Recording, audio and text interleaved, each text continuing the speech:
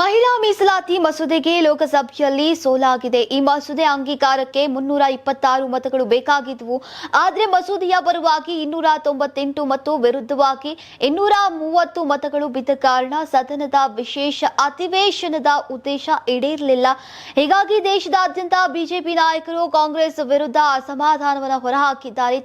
ಬೆಂಗಳೂರಿನಲ್ಲೂ ಕೂಡ ಬಿಜೆಪಿ ಕಚೇರಿಯಲ್ಲಿ ನಡೆದಂತಹ ಸುದ್ದಿಗೋಷ್ಠಿಯಲ್ಲಿ ವಿಧಾನಸಭೆ ವಿರೋಧ ಪಕ್ಷದ ನಾಯಕ ಆರ್ ಅಶೋಕ್, ಮೇಲ್ಮನೆ ಪ್ರತಿಪಕ್ಷ ನಾಯಕ ಚಲುವಾದಿ ನಾರಾಯಣಸ್ವಾಮಿ, ಮಹಿಳಾ ಮೋರ್ಚಾ ಅಧ್ಯಕ್ಷೆ ಮಂಜುಳಾ ಮತ್ತು ಬಿಜೆಪಿ ಉಪಾಧ್ಯಕ್ಷೆ ಮಾಳವಿಕಾ ಅವಿನಾಶ್ ಅವರು ಭಾಗಿಯಾಗಿದ್ರು.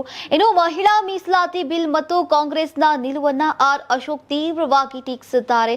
ನೀವು ಸಣ್ಣ ಆಗ್ಬೇಕಲ್ವಾ, ಅದು ಒಂದು ಉತ್ತಮ ಆಹಾರದಿಂದ ಸಣ್ಣ ಆಗ್ಬೇಕಲ್ವಾ. ಪ್ರತಿದಿನ ನಮ್ಮ ಜೀನಿ ಸ್ಲಿಮ್ ನ ಯೂಸ್ ಮಾಡಿ ಯಾವುದೇ ಸೈಡ್ ಎಫೆಕ್ಟ್ ಇಲ್ದಂಗೆ ನೀವು ಸಣ್ಣ ಆಗ್ತೀರಾ.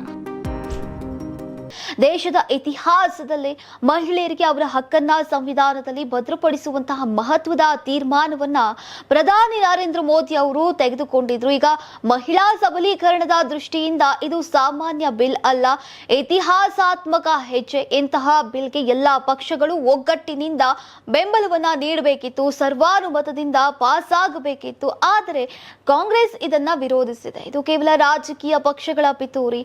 ವಿಶೇಷವಾಗಿ ಕಾಂಗ್ರೆಸ್ನ ರಾಜಕೀಯ ಅಜೆಂಡಾ ಕಾರಣಕ್ಕೆ ಈ ಬಿಲ್ಗೆ ಬೆಂಬಲ ಸಿಕ್ಕಿಲ್ಲ ಅಂತ ಆರೋಪಿಸಿದ್ದಾರೆ.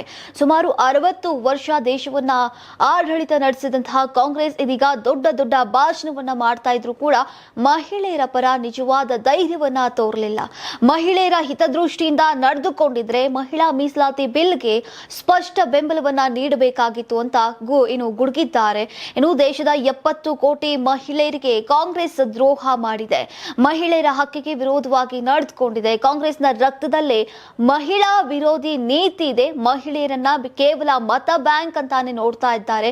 ಮಹಿಳೆಯರಿಗೆ 2,000 ರೂಪಾಯಿ ಮತ್ತು ಉಚಿತ ಬಸ್ ಪ್ರಯಾಣ ಇತ್ಯಾದಿ ಯೋಜನೆಗಳನ್ನ ಕೊಟ್ಟರೆ ಸಾಕು. ಆದರೆ ಪಾರ್ಲಿಮೆಂಟ್ ಮತ್ತು ವಿಧಾನಸಭೆಯಲ್ಲಿ ನಿಜವಾದ ರಾಜಕೀಯ ಪ್ರತಿನಿಧಿತ್ವ ಕೊಡಬಾರದು ಎಂಬ ಮನಸ್ಥಿತಿ ಕಾಂಗ್ರೆಸ್ನದ್ದು. ಈಗ ಚುನಾವಣೆಯಾದಾಗ ಹಣ ಕೊಟ್ಟು ಮತ ಕೇಳುವುದು ಮಾತ್ರ ಇವರ ರಾಜಕೀಯ. ಈ ದ್ರೋಹಿ ನಿಲುವಿಗೆ ಪಂಚರಾಜ್ಯಗಳ ಚುನಾವಣೆಯಲ್ಲಿ ಜನರು ಕಾಂಗ್ರೆಸ್ಗೆ ತಕ್ಕ ಪಾಠವನ್ನ ಕಲಿಸ್ತಾರೆ ಅಂತ ಕೌಂಟರ್ ಅನ್ನ ಕೊಟ್ಟಿದ್ದಾರೆ.